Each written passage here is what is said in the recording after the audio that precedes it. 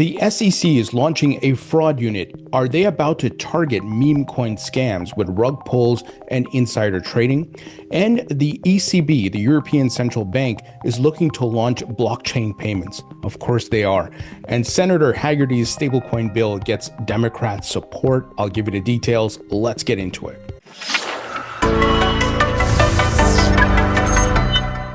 Hey everybody, welcome into the Thinking Crypto podcast, your home for cryptocurrency news and interviews. I'm your host, Tony Edward. On your way in, please hit that subscribe button as well as the thumbs up button and leave a comment below. If you're listening on a podcast platform such as Spotify or Apple, please leave a 5-star rating and review.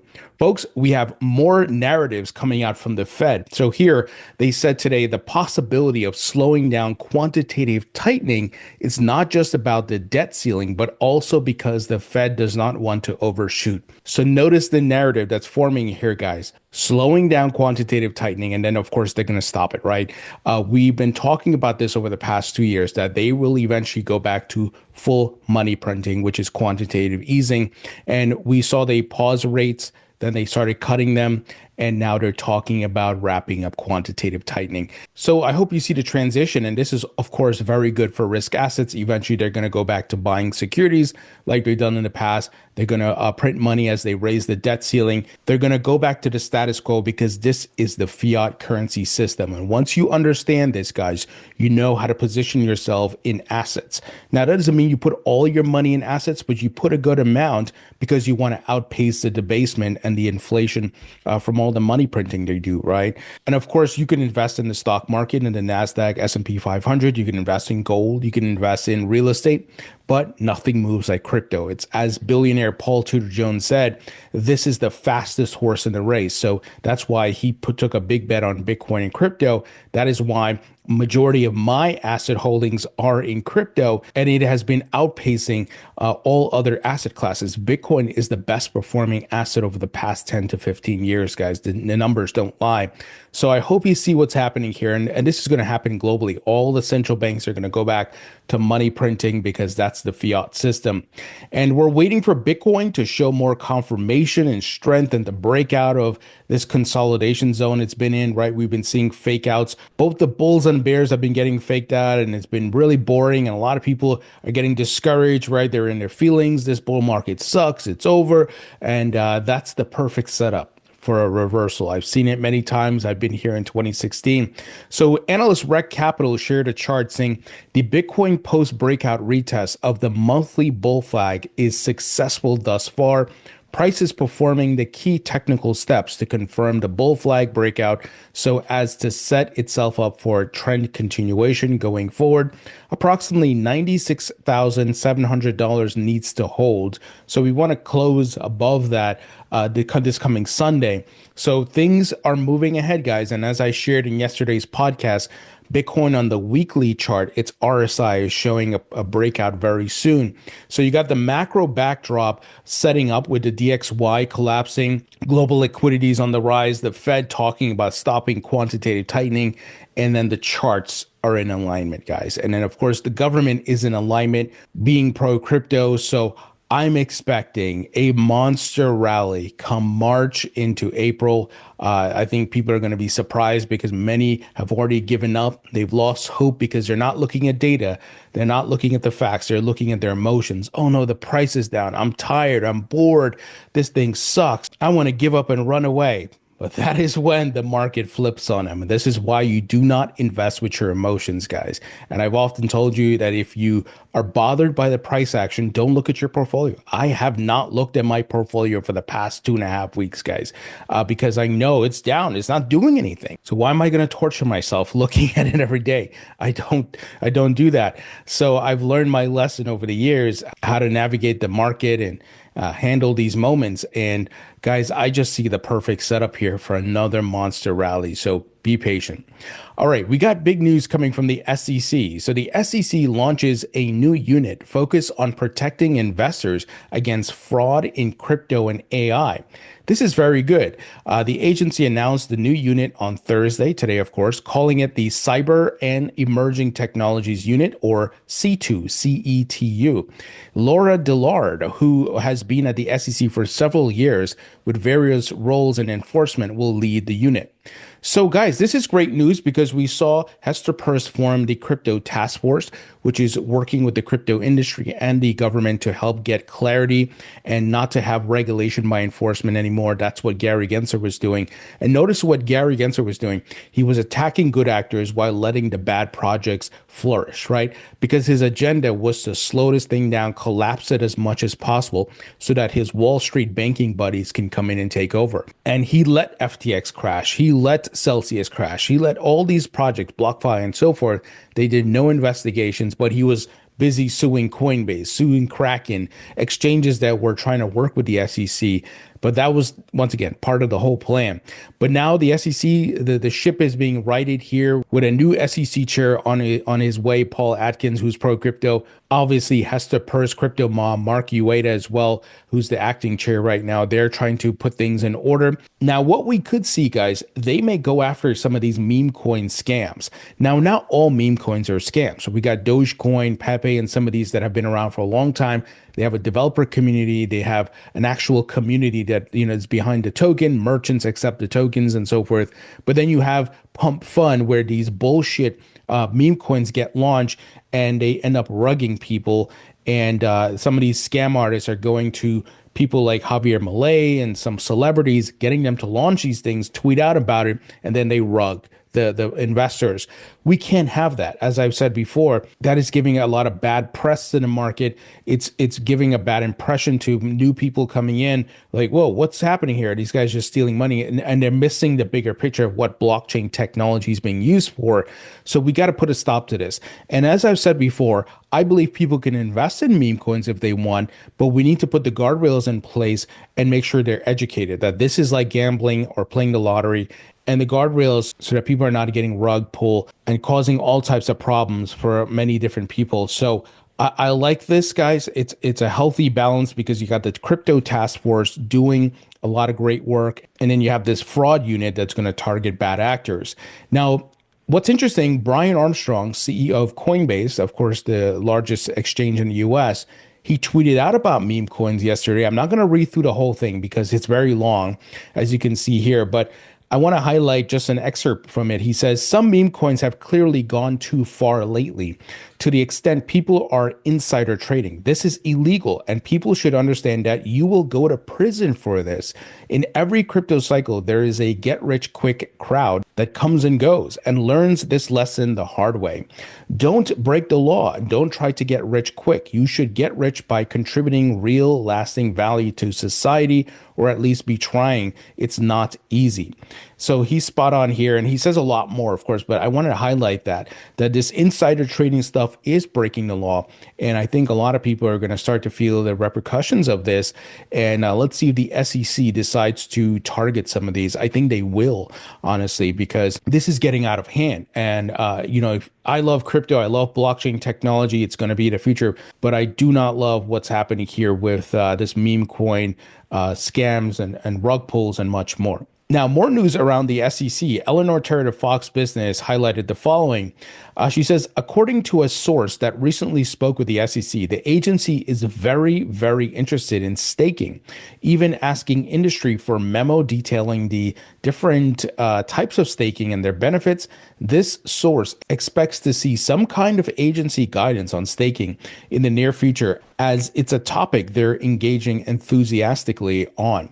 Last week, staffers from the Division of Trading and Markets took part in a staking webinar with some industry players, as reported on Friday. So guys, I think we're going to see staking be brought back to the United States again.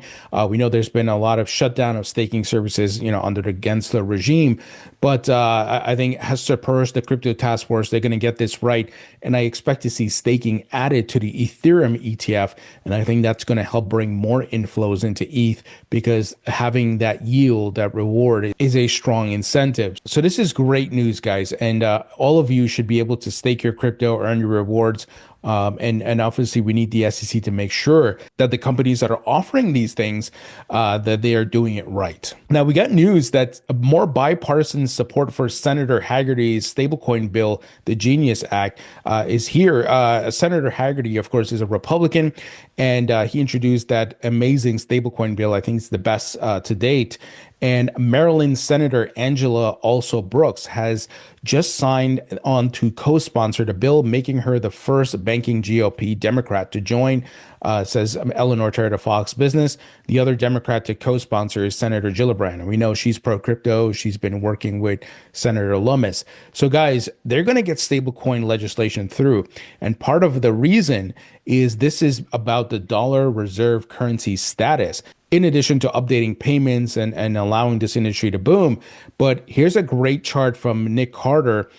He highlights that U.S. debt held by China, and China's been buying U.S. treasuries for a long time. It has been on the decline. But what's interesting, U.S. debt held by stablecoins is on the rise. So I hope you see the tectonic shift that's happening here, guys. We are living in an amazing time of great change. It started with the internet, and it's the fourth industrial revolution. I've been telling you guys about it. I've spoke to Kathy Wood and different people in interviews about this. This is the fourth industrial revolution, and it's not only blockchain and crypto, it's obviously AI, robotics, EVs, space exploration, and much more. Just think what the next 20 to 30 years is going to look like. It's going to be a very different world, folks. And look, some of it may be a bit scary, some of it a little bit draconian. And this is why we got to make sure we keep our government accountable. But while we may be watching vigilantly, we want to make money off of it. We want to invest in these coins on the blockchain, maybe some AI companies as well, right? I hold stocks. I hold Tesla stock and other stocks. So look to make money off of these trends, guys, and these things that are happening, because this is what's going to shape our future, whether we like it or not. I'm not saying I love these things or I love everything that's happening, but hell, I'm going to make as much money off of it and try to improve my life and my family's life, my daughter's life, and so forth, and be able to navigate some of these changes that are coming, because there's drastic changes coming. The disruption is going to be huge, unlike anything we've ever seen historically. You know, I've often talked about how the candle makers and the horse and buggy guys, in the late 1800s, early 1900s, are disrupted by electricity, light bulb, the automobile. And we saw where that led us to, right? Airplanes, trains, all those things. It changed the world completely. Well, this is going to take us to a whole other level.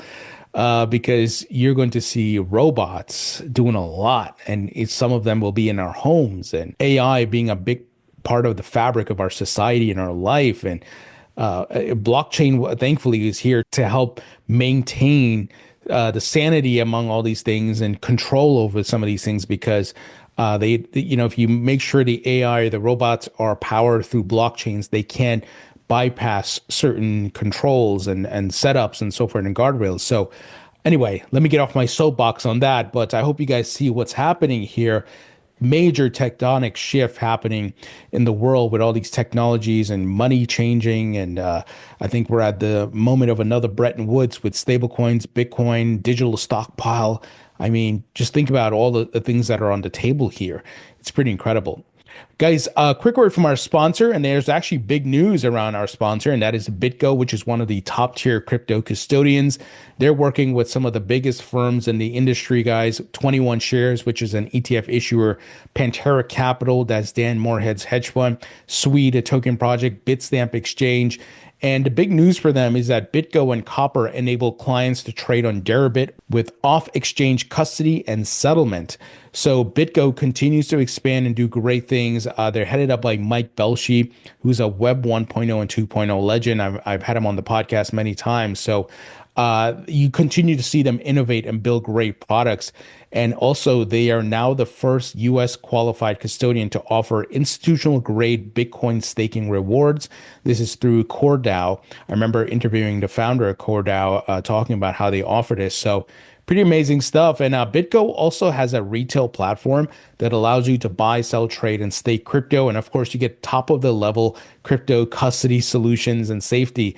And they have a self-hosted wallet as well. So if you'd like to learn more about BitGo, go to bitgo.com. Link will be in the description. Now, check this news out coming from the European Central Bank. They are exploring using digital ledgers to settle transactions in central bank money.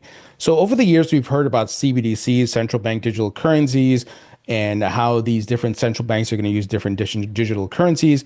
And guys, we know that they're going to put all the fiat currencies in a tokenized format. Everything will be running on the blockchain, right? I know I've said this ad nauseum. We're headed to the token economy. All the securities, the commodities, the currencies, everything, real estate, everything on the blockchain, right? So you got to watch what these central banks are doing very closely because it's a big signal as to what is coming. So the two-track plan includes creating a long-term solution for using central bank money in digital ledger-based transactions, which can involve foreign exchange settlement along with other international financial use cases.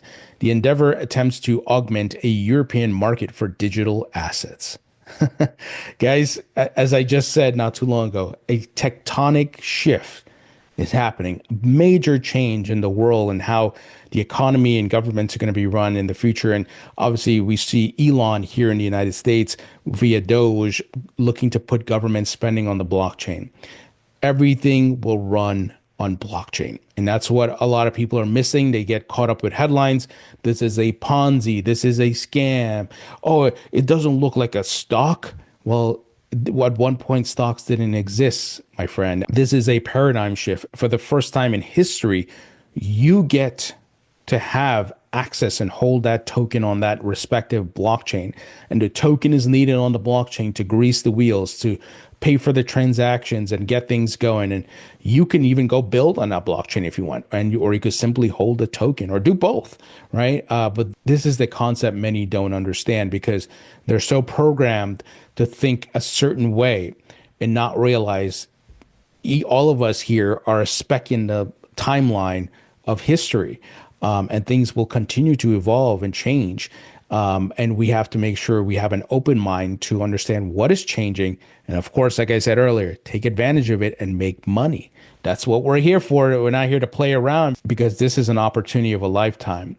So here is a quote. "We are embracing innovation without compromising on safety and stability," said Piero Cipollone, if I'm saying that right, an ECB executive board member helming the endeavor in a statement. "This is an important contribution to enhancing European financial market efficiency through innovation. Our approach will pay due attention to the Eurosystem's goal of achieving a more harmonized and integrated European financial system." So, they're going to put the euro on the blockchain. All the European markets are going to run on blockchain, tokenized assets, 24/7 trading, fractionalization. You got your secondary and tertiary markets that are going to open up. Guys, I hope you see what's happening. So Europe's public and private sectors have long been home to a number of central bank digital currency CBDC pilots, especially regarding cross-border transfers. In January, the ECB highlighted the need for digital asset payment initiatives, especially around the digital euro as a way to compete with the dollar-backed stablecoins.